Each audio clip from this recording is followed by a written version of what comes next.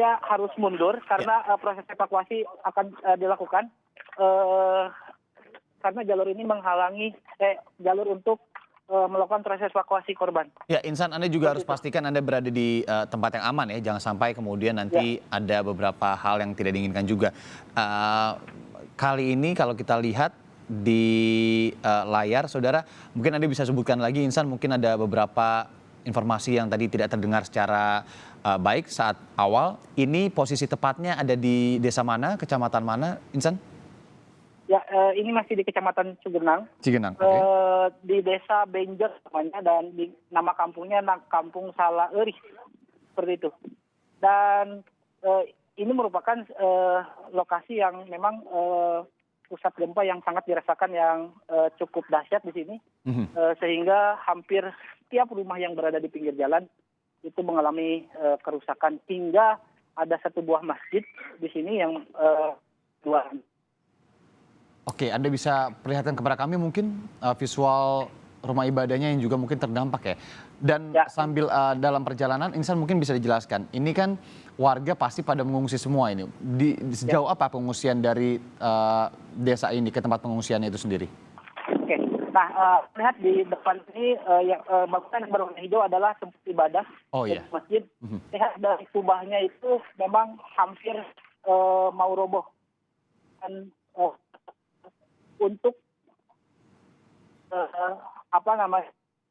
untuk pengungsian sebenarnya tidak ada tempat pengungsian secara sentralisir, karena di sini hampir seluruhnya warga mengungsi secara mandiri dan membuat sebuah pengungsian menggunakan kapal. Nanti saya akan memperlihatkan tempat pengungsian seadanya yang warga bangun di pinggir jalan, yang sebenarnya ini masih sangat membahayakan keselamatan warga di sini.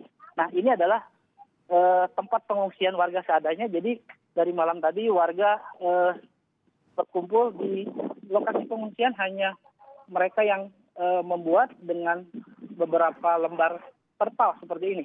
Oke, ini dari malam tadi seperti ini ya, Insan ya. Berarti terbayang sekali bagaimana mereka tidur tadi malam.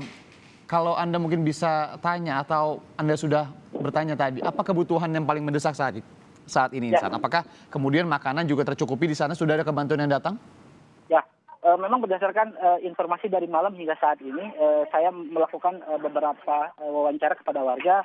Hingga saat ini belum ada bantuan sama sekali. Belum ada. Kepada warga, baik tenda darurat ataupun bahan pokok lainnya. Dan terlihat oleh Anda di sini seberapa sempitnya jalan ini, namun tim ambulan terlihat nih, ini adalah mobil ambulan melakukan proses membawa sebuah korban, dan ini sangat sempit sekali. Jadi kalau misalkan waktu malam saya memantau sejumlah kendaraan dialihkan ke sini, ini akan sangat sulit untuk mengakses jalan ini karena terlalu padat dan jalannya sangat sempit seperti itu. Ya, terbayang sekali itu aksesnya sempit sekali, apalagi kalau ada mobil dari dari atas dan dari bawah, dua arah, ini akan juga menyulitkan ya. Kalau informasinya kan untuk pengungsian kemudian juga bantuan-bantuan ini akan disentralkan, dipusatkan di kantor Kabupaten Cianjur. Anda tahu kira-kira jarak dari tempat Anda melaporkan saat ini ke kantor kabupaten berapa jauh, Insan?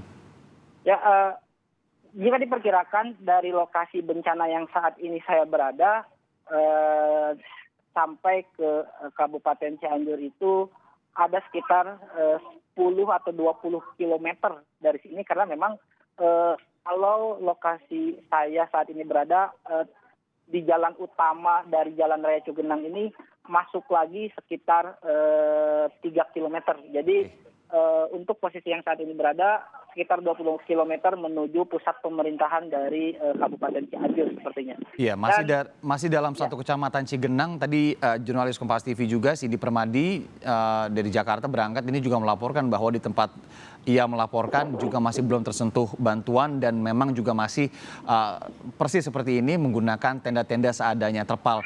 Insan, Anda bisa mungkin memperlihatkan juga lebih detail ke dalam sedikit. Sebenarnya mereka ini tidur di atas terpal kah? Sudah adakah setidaknya selimut di sana? atau seperti apa? Di atas tanah saja? Oke, ini terlihat ya pengungsi saat ini pengungsi di tempat seadanya dan terlihat terpal yang ada pun terlihat sobek dan ketika hujan terjadi ini bisa bocor sepertinya.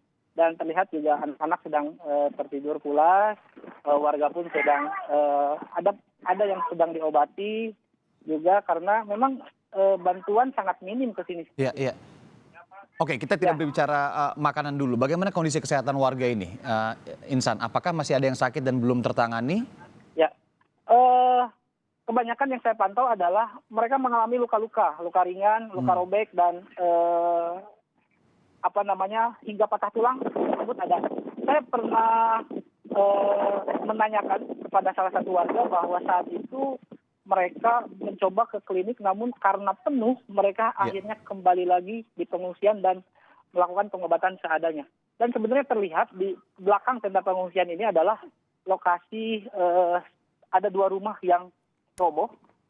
Ini terlihat dan itu hampir sangat dekat dengan pengungsian warga seadanya sehingga pengungsian ini sebenarnya kalau jika dilihat di lokasi ini masih sangat mengancam keselamatan warga seperti ini. Namun karena memang tidak ada lagi ya warga secara mandiri seadanya mengungsi di tempat ini seperti itu. Oke, Insan, apa mereka ini sekarang berada di atas apa? Tanah atau semen atau apa?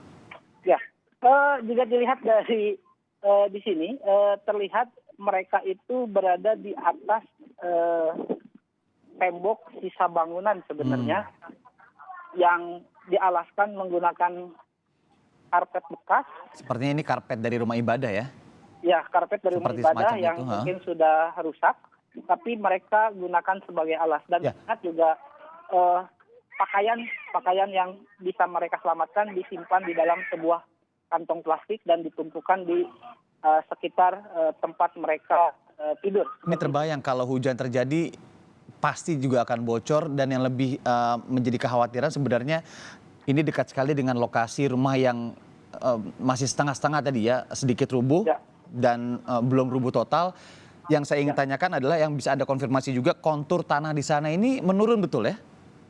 Ya, memang terlihat di sejumlah lokasi setelah gempa ini terjadi ada sejumlah kontur tanah yang menurun dan ambruk bahkan ada mengalami yang pergeseran tanah. Namun di lokasi saya saat ini berada terlihat hanya memang bangunannya saja yang rusak parah dan hampir seluruhnya di sini mengalami rusak sangat berat dan tidak bisa dihuni lagi seperti itu. Oke, ini juga menjadi harus menjadi perhatian kita bersama ya. Karena begini, ketika Anda melaporkan saat ini, apakah gempa susulan ini masih terasa juga di sana, Insan? Ya, memang dari data BMKG informasinya hingga malam tadi ada 102 kali gempa susulan dan hingga saat ini tadi pun saya sebelum beranjak menuju tempat ini saya sangat merasakan gempa namun tidak terlalu besar, tapi gempa tersebut intensitasnya terus-menerus terjadi di lokasi ini seperti itu. Dan ini juga terlihat ini sebenarnya rumah permanen yang menurut saya termasuk dalam rumah yang besar dan kokoh, tapi di sini ambruk semua karena guncangan gempa yang memang sangat saat itu terasa sangat besar oleh warga seperti itu. Ya, ini adalah rumah permanen saudara yang diperlihatkan oleh jurnalis Kompas TV saat ini yang setengah melaporkan langsung. Ada Insan Maulana Firdaus di Kecamatan Cigenang ya Insan ya, di Cianjur Jawa Barat, di mana ini adalah rumah permanen yang rubuh. Dan kita bisa sedikit kembali ke pengungsian swadaya atau mandiri tadi Insan. Jadi saat ini kalau dilihat tadi ada anak-anak, kita juga sudah melihat, kemudian ada wanita di sana, ada perempuan. Bagaimana dengan lansia? Adakah lansia juga yang kemudian mengungsi di sana, Insan?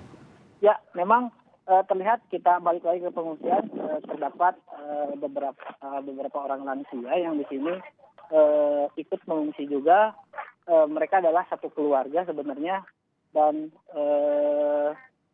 mereka tidak bisa kemana-mana lagi sehingga mengungsi di tempat seadanya seperti ini dan malam pun saya sempat melakukan wawancara terhadap salah satu warga yang saat itu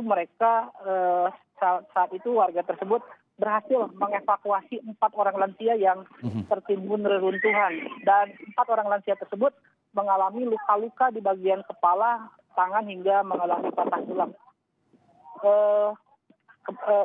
Korban lansia yang tertimbun tersebut rata-rata mereka tidak bisa bergerak dengan cepat karena memang lansia, dan akhirnya mereka terjebak di dalam reruntuhan tersebut. Seperti itu. Anda bisa konfirmasi, Insan, posisi tempat Anda melaporkan saat ini ada di tempat yang cukup tinggi begitu ya, dengan akses yang sulit ya? Ya, memang dari jalan utama Jalan Raya Cugenang, saya berbelok ke sebelah kanan, di mana jalan tersebut tidak terlalu besar dan posisi tanahnya lebih tinggi dari jalan utama. Dari sana saya terus menelusuri, dan kalau misalkan menggunakan kendaraan roda 4, itu sebenarnya akan menyulitkan untuk mengakses jalan ini, sehingga harus menggunakan sepeda motor. Dan posisinya memang di sini datarannya lebih tinggi dari lokasi jalan utama seperti itu. Dan perlu diketahui sebenarnya lokasi Cugenang ini berada dekat di kaki Gunung Gede Pangrango. Oke. Nah, ini kan berhubungan dengan apa yang akan diupayakan oleh tim SAR gabungan, salah satunya BNPB ini untuk mengirimkan bantuan-bantuan dengan menggunakan helikopter dan juga mengangkut warga yang aksesnya masih sulit ataupun masih terisolasi. Kalau Anda pantau di sana, mungkinkah untuk helikopter juga ini bisa digunakan untuk mengangkut di sana? Adakah tempat pemberhentiannya di sana? Ya, dari pantauan saya hingga saat ini memang tidak ada lokasi gitu ya, yang terlalu luas untuk mendaratnya helikopter. Sekalipun ada lapangan, mereka pergunakan untuk lokasi pengungsian secara mandiri. Mereka membuat sebuah tenda dari terpal, gitu, seperti itu. Jadi kalau sejauh ini yang saya pantau itu tidak ada tempat helikopter untuk mendarat di lokasi Cugenang ini. Seperti itu. Oke, baik. Insan Maulana Firdaus, jurnalis Kompas TV, melaporkan langsung dari Cianjur, Jawa Barat. Insan, terima kasih sudah membantu melaporkan juga. Jaga juga kesehatan Anda di sana, keselamatan Anda, dan selamat bertugas kembali. Saudara, breaking news Kompas TV terkait dengan gempa bermagnitudo 5,6 di Cianjur, Jawa Barat yang dampaknya terasa ke berbagai daerah. Di sekitarnya ini akan kami lanjutkan kembali usai jeda sesaat lagi.